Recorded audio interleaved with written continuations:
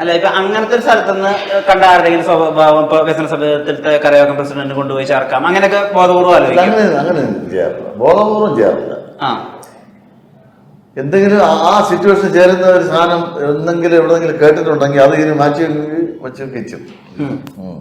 അത് ചിലപ്പോൾ കറക്റ്റായിരിക്കും, മിക്കവാറും കറക്റ്റായിരിക്കും. പുതിയ സംവിധായകരുടെ അടുത്ത് സിനിമകൾ ചെയ്യുന്നുണ്ടല്ലോ.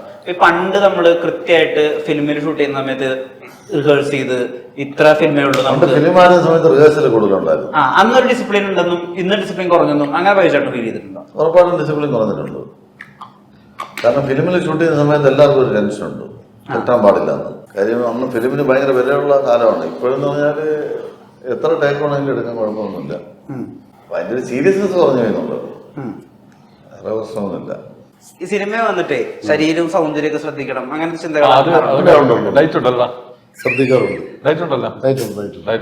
ഒരു ദിവസം ഡയറ്റ് ഒന്ന് വിവരിക്കാമോ? ഭക്ഷണത്തിന് ശേഷമുള്ള ഡേറ്റ് ആണ്, രാവിലെ ബ്രേക്ക്ഫാസ്റ്റ് ഇല്ല ഇത് ചോദിച്ചാണ്ട് ഒരു ദിവസം മൊത്തം എന്ന് അറിഞ്ഞാൽ കൊള്ളാം. ഇല്ല, നേരത്തെ എത്ര മണി ഒരു സമയം? ഒരു കാപ്പി കുടിക്കും, കാപ്പി കുടിക്കും.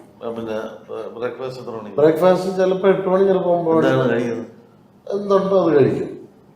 അപ്പം ആണെങ്കിൽ ഒരു 3 അപ്പം. സാധാരണ മനുഷ്യൻ കഴിക്കും പോലെ.